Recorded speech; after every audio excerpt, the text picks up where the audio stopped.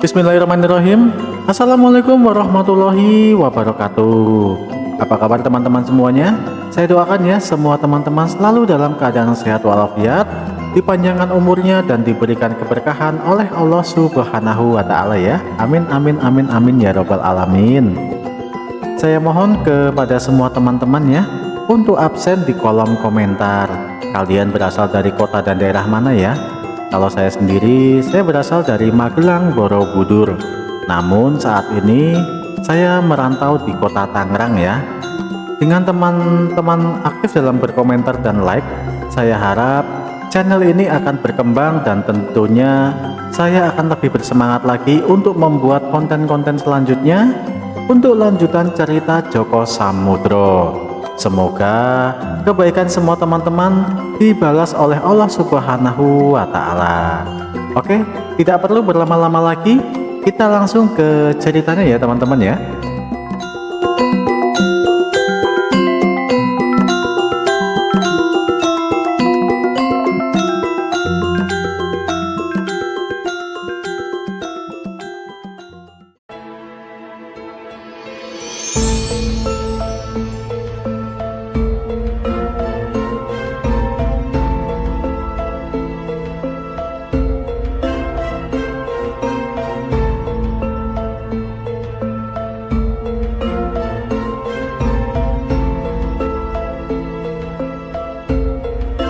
Singkat cerita, kini mereka telah berada di pendopo kelurahan.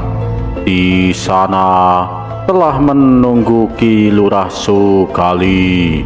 Setelah mereka diberikan tempat untuk duduk, mulailah mereka ditanyai oleh Samudro. Siapa yang akan mewakili kalian untuk bicara? Saya, Raden. Saya yang akan mewakili mereka untuk berbicara, Raden. Baiklah, siapa namamu di sana? Nama hamba Gareng, Gusti. Baiklah Gareng, ceritakan semua yang kamu tahu. Jangan ada yang kamu tutup-tutupi. Sendiko dawu, Raden. Tuanku Jali Seto kini sedang berada di puncak Gunung Cermai. Beliau kini sedang fokus untuk meningkatkan kekuatan tempurnya. Tuan Kojali ingin menyerbu semua kadipaten yang ada di wilayah sekitar Gunung Cermai. Setelah itu, Tuan Kojali ingin membuat sebuah kerajaan yang berpusat di puncak Gunung Cermai. Lumayan besar juga nafsu makannya, hingga berambisi begitu gila. Lanjutkan ceritamu Gareng. Kini sudah ada 2 kadipaten yang dikuasai, Raden. Masih ada 4 kadipaten lagi yang belum ditaklukkan. Lalu, kedua kadipaten yang berhasil dikuasai, siapa yang menempatinya Gareng? Kadipaten Sabrang Lor dipimpin oleh Kakang Adipati Jayengrogo. Sedangkan di Kadipaten Langitan dipimpin oleh Kakang Adipati Sembrani, Raden. Lalu, kadipaten lainnya, apa hanya berdiam diri melihat hal tersebut, Gareng? Apa mereka tidak ingin menyatukan kekuatan untuk menghadapi keganasan Kojali Seto? Tidak begitu, Raden. Berkali-kali mereka berusaha mengirim pembunuh bayaran, namun selalu berhasil dibunuh oleh Tuan Kojali Seto, Raden. Lalu, apa yang membuat Kojali Seto tidak mampu dibunuh oleh para pembunuh bayaran tersebut, Gareng? Ampun, Raden.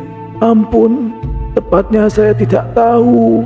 Namun menurut yang hamba dengar, Tuan Kojali sangat sakti luar biasa. Bertubuh kebal dan tak mampu ditembus senjata dan aji-aji. Ditambah, Tuan Kojali diisukan mempunyai istri bangsa siluman yang selalu melindungi Tuan Kojali dimanapun dan kapanpun, Raden. Apa maksud perkataanmu, Gareng? Kojali mempunyai istri bangsa siluman? Ampun, Raden. Tepatnya saya tidak tahu. Namun, kabar itu sudah diketahui semua anak buah Tuan Kojali Seto. Meski tidak ada pernah yang melihatnya secara langsung, Raden. Baiklah kalau begitu. Lalu, apa kelemahan Kocali Seto agar mudah membunuhnya? Ampun Raden, hamba tidak tahu. Dan setahu saya, tidak ada seorang pun yang tahu mengenai kelemahan Tuan Kocali Seto. Mungkin saja hanya gurunya sajalah yang mengetahui kelemahan dari Tuan Kocali Seto, Raden. Lalu, apakah kamu tahu siapa guru Kocali Seto, Gareng? Apakah kamu mengetahuinya?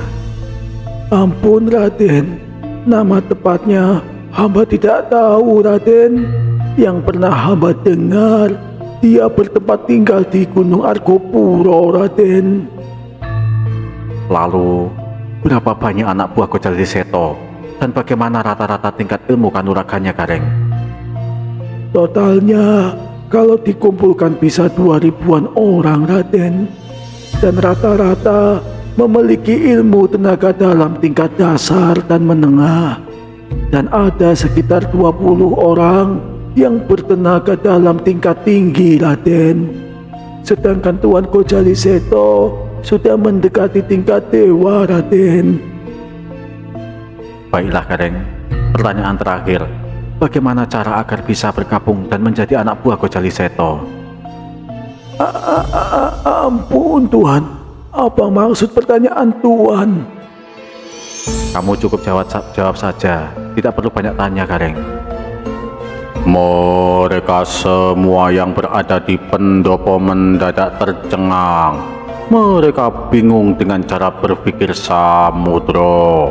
Namun, tidak ada satupun yang berani untuk menanyakan hal tersebut kepada Raden Samudro. Ampun Raden, untuk bergabung dengan Tuan Kocali Seto itu cukup mudah. Cukup ikut pendadaran prajurit yang diadakan sebulan sekali di kaki Gunung Cermai. Kalau lulus akan dihadapkan kepada Tuan Kocali lalu disumpah setia, Raden. Biasanya akan ada petugas yang bertanya tentang asal-usul dan kondisi keluarga kita. Seperti yang saya ceritakan di awal, Tuan, siapapun yang berkhianat akan dibantai seluruh keluarganya, Raden. Gareng, apakah akan ada orang yang mendatangi kediamanku meskipun aku bercerita bohong tentang asal-usulku? Benar, Tuan. Benar, akan ada petugas yang diminta untuk mendatangi rumah kita masing-masing. Prajurit yang lulus pendadaran biasanya akan diberi beberapa beras dan ayam, Tuan, untuk hadiah. Cukup cermat juga Kocali Seto ini, ucap Samudro di dalam hatinya. Baiklah, kalian sudah boleh pergi. Namun, sebelum itu, masing-masing dari kalian minum segelas air ini. Ampun Tuan. Jangan racuni kami, Tuan. Kami sudah berbicara jujur sejujur-jujurnya, Tuan Samudro. Mereka mengira akan diracun oleh Samudro hingga membuat mereka menjadi ketakutan. Ini bukan racun, tapi air yang sudah aku mantrai. Kalau kalian kembali kepada Kocali Seto dan mengkhianatiku, dapat dipastikan kalian akan mati seketika. Kalau tidak percaya, kalian boleh mencobanya. Namun, kalau kalian menuruti apa perkataanku, kalian akan selamat. Mereka pun saling melihat dengan teman di sebelahnya. Lalu mereka satu persatu maju dan minum segelas air pemberian Samudro. Legalah mereka. Setelah sekian lama, tak ada efek yang membuat tubuh mereka merasa tidak nyaman. Segera kalian tinggalkan tempat ini dan jemput anak istri kalian sebelum Kocali Seto menyadarinya. Baik, Tuan. Terima kasih. Terima kasih untuk welas kasih Tuan. Segera mereka diantarkan warga untuk keluar dari tembok. Jujur saja, mereka masih tidak ikhlas melepaskan para anak buah Gojali Seto hidup-hidup. Namun, mereka juga tidak berani menentang perintah Samudro. Di pendopo kelurahan, sebagian pemuka desa dan pemuda desa masih berdiam diri menunggu instruksi selanjutnya dari Samudro. Kilurah dan kalian semua yang berada di sini, aku tahu kalian bingung dengan pertanyaanku tadi kepada mereka ketika aku bertanya akan bergabung dengan Gojali Seto. Hal itu akan benar-benar aku lakukan. Ampun tuanku Raden Samudro. Apa sebenarnya tujuan Tuan? Jangan buat kami menjadi bingung dan tak punya arah dan tujuan yang jelas, Raden. Tanya Sukali kepada Samudro. Aku akan menggerogoti kekuatan tempur Gojali Seto dari dalam. Dengan kekuatan kita yang sekarang, tidak akan mungkin untuk melawannya. Kita akan mati konyol kalau menyerang begitu saja. Kekuasaan Gojali Seto sudah meluas dan mengakar di banyak tempat. Kalau memungkinkan, aku akan membunuh Gojali Seto tanpa membuat anak buahnya yang lain menyadarinya.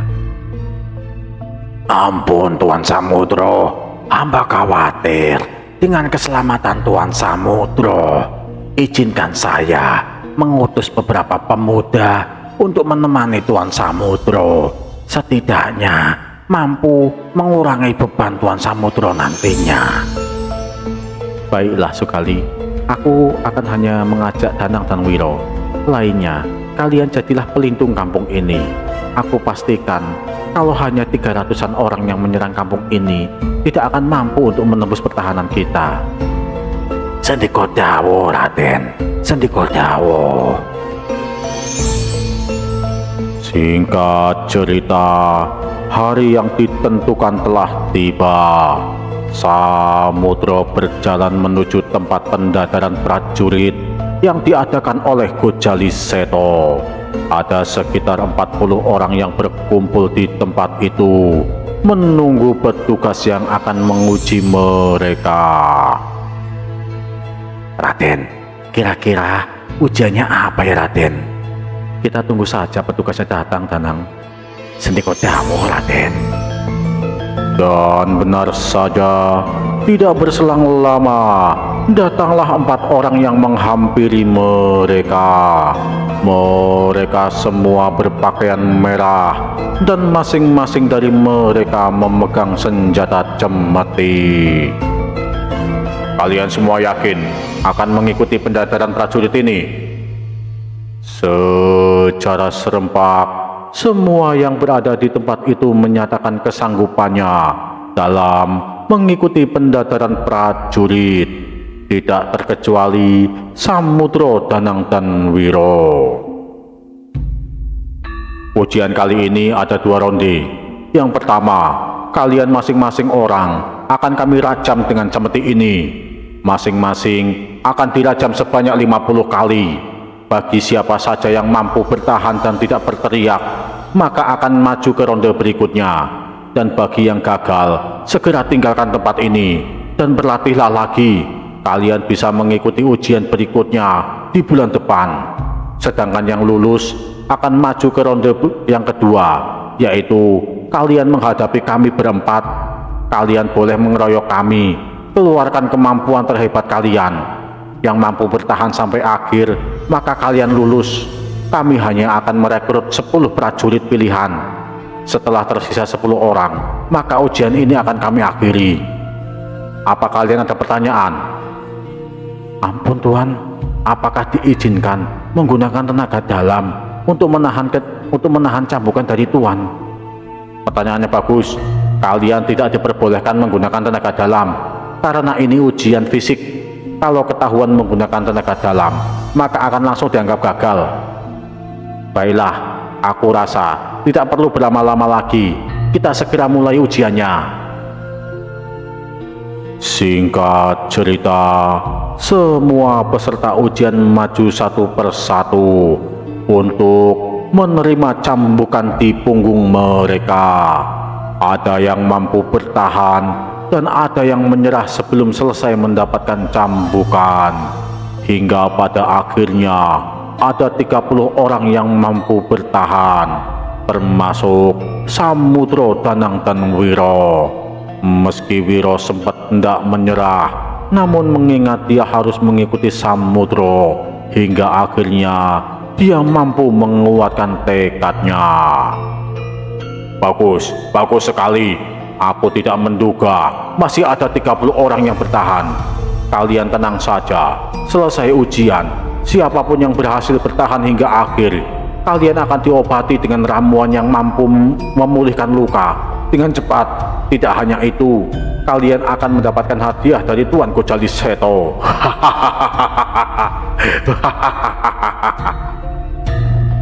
Sekarang kalian berdiri mengelilingi kami. Kalian boleh menggunakan tenaga dalam, kalian boleh menggunakan senjata, kalian serang kami dengan kemampuan terbaik kalian.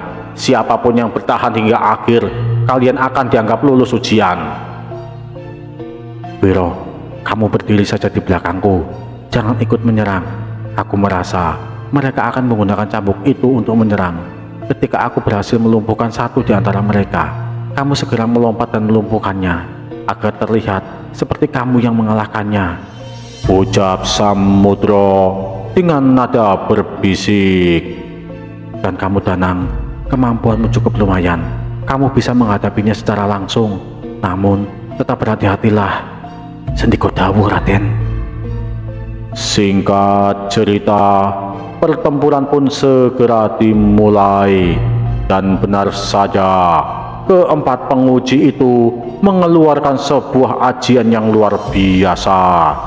Cambuknya kini menyala bagaikan lidah api yang siap menjilat kapan saja. Siapapun yang terkena cambuk itu segera menggelepar tak sadarkan diri dengan luka bakar yang cukup serius. Kalian boleh menggunakan senjata kalian. Keluarkan semua yang kalian miliki. Samudro melihat ada sedikit kelemahan. Meski cambuk itu mampu membuat jarak dengan para peserta ujian untuk menyerang, namun sedikit kesalahan saja dalam mengayunkan cambuk, maka mereka berempat akan saling melilit. Dengan secekap kilat, Samudro merunduk dan menyerang dari bawah. Dengan kecepatan tangan, Samudro melemparkan sebatang kayu dan berhasil membuat 3 cambuk yang terlilit. Dan dengan satu serangan, Samudro menarik salah satu penguji dari belakang dan melemparkannya ke arah Wiro. Dengan sigap, Wiro segera menikung tangan penguji itu dan mengikatnya dengan cambuknya sendiri. Sedangkan 3 yang lainnya sudah melepaskan lilitan cambuk dan menyerang Samudro, karena mereka melihat apa yang sudah dilakukan oleh Samudro. Semakin menggilalah ketiga penguji itu. Mereka merasa telah dibuat malu oleh serangan Samudro. Namun cambukan mereka tak ada yang mampu mengenai tubuh Samudro. Ini kesempatan bagus, teman-teman. Kita hanya ada 3 petugas yang bertahan dan mereka hanya fokus menyerang pendekar muda itu. Kita serang bersama-sama dari belakang. Mendapatkan serangan dadakan dari belakang, ketiga penguji itu segera gelagapan dan 2 orang segera beralih dari menyerang Samudro dan mereka menyerang orang-orang yang menyerang dari belakang. Kurang ajar, berani-beraninya kalian membokongi kami. Tak akan kami ampuni, kalian semua akan kami lumpuhkan.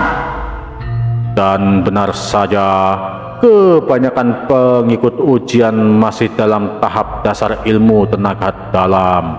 Sekali sentak, ambruklah mereka semua. Hanya ada 3 orang yang masih sanggup berdiri. Maaf Tuan, saya rasa ujiannya sudah selesai Tuan. Kini hanya ada 6 orang yang masih bertahan. Mendengar teriakan Samudro, ketiganya pun segera menghentikan serangannya. Siapa namamu, pendekar muda? Nama hamba Bagaskoro, Tuan. Ucap Samudro berbohong.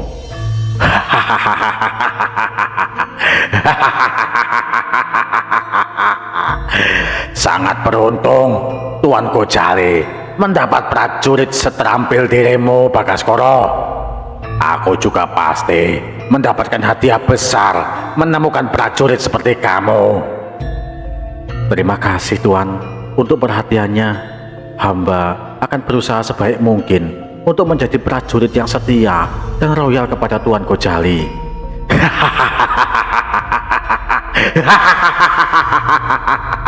Bagus sekali, Bagaskoro. Kalian semua ikut aku ke Puncak Cermai. Kita temui Tuan Gojali. Setelah bertemu Tuan Gojali dan bersumpah setia, maka kalian akan resmi menjadi prajurit Tuan Gojali. Sendika dawuh, Tuan.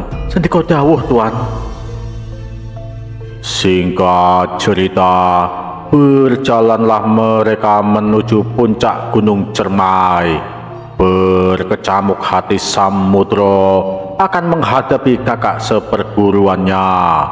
Tidak perlu waktu lama, mereka telah tiba di gerbang pintu masuk ke kediaman Gojali Seto.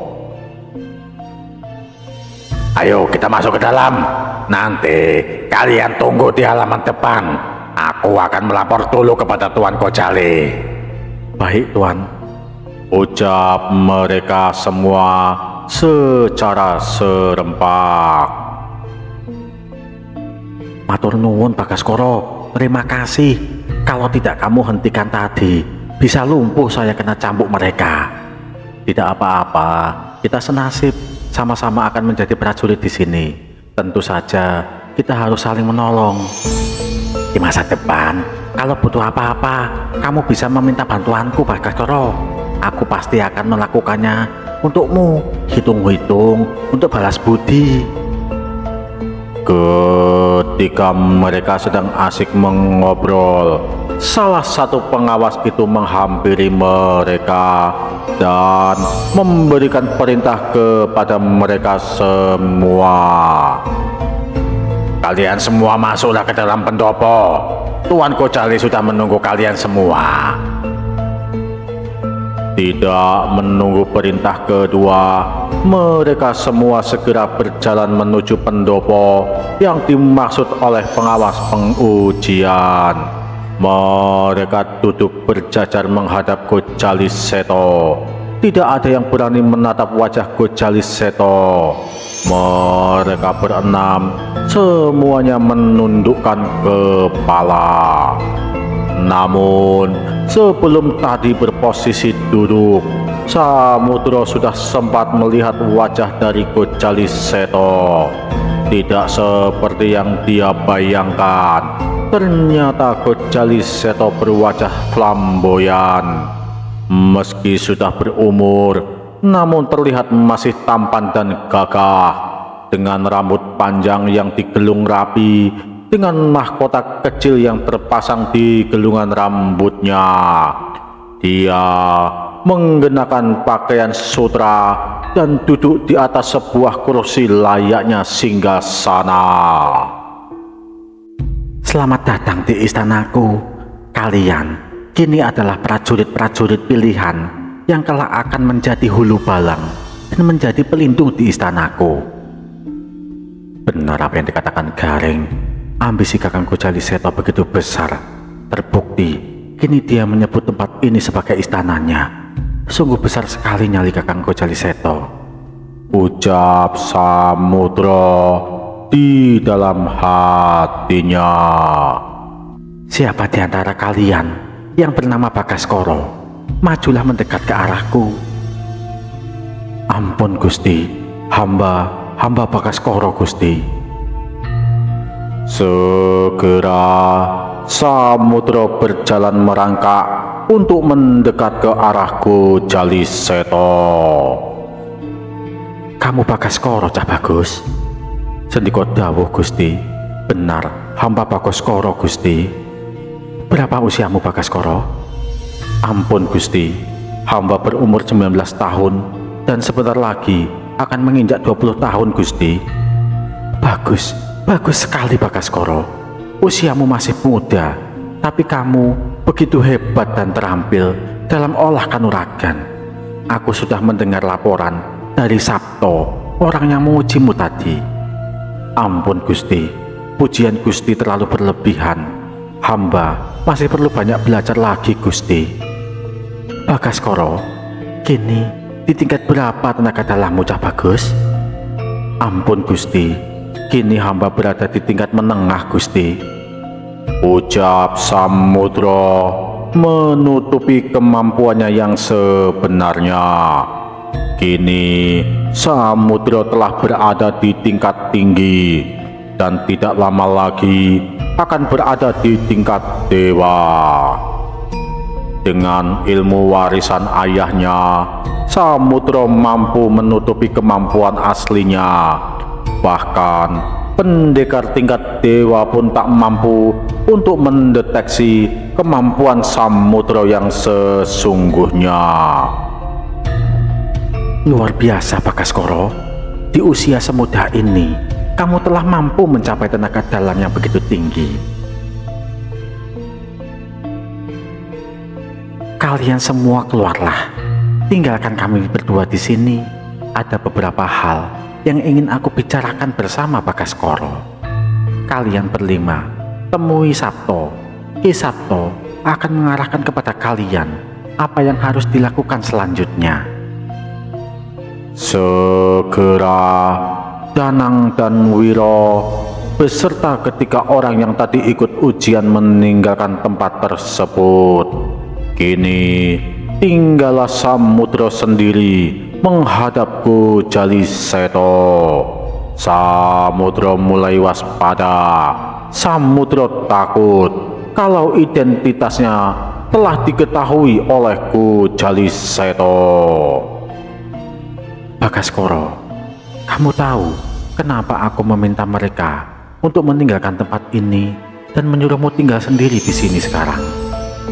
Ampun Gusti, hamba tidak tahu Gusti. Bila ada perintah penting, segera Gusti memberikan perintah. Hamba akan dengan senang hati melakukannya Gusti. Kamu sangat cerdas dan cekatan. Seperti kamu mengetahui apa isi hatiku Bagaskara. Ampun Gusti, sudah menjadi tugas hamba sebagai prajurit untuk menuruti segala titah Gusti Jaliseto. Bagus, bagus sekali Bagaskara. Namun, sebelum aku memberikan perintah ini, pertama-tama aku akan menguji kesetiaan dan kejujuranmu Bagaskara. Apa kamu bersedia? Ampun Gusti, tentu saja hamba bersedia Gusti. Bagus, bagus sekali Bagaskara. Yang pertama, bersumpahlah setia dengan jiwa prajurit. Kalau kamu berkhianat, maka kamu akan dikuasai oleh iblis hati, yang mana itu akan menyiksamu seumur hidup. Baik Gusti, hamba Bagaskara disaksikan oleh langit dan bumi bersumpah setia kepada Jaliseto. Bila hamba berkhianat, maka aku akan menderita dihantui oleh iblis hati seumur hidupku. Asalkan Kakangku Jaliseto berada di jalan yang benar. Dalam dunia kesatria, tidak boleh asal mengucap sumpah, karena bila dilanggar, iblis hati akan menggerogoti tubuh dan sukmanya, bahkan terasa sangat menyiksa. Ada pepatah kuno mengatakan, lebih baik mati daripada melanggar sumpah. Namun, Samudra menggunakan nama samaran, yang artinya sumpah itu tidak berlaku untuknya. Apalagi setengah bergumam, Samudra mengatakan, asalkan kakak seperguruannya berada di jalan yang benar.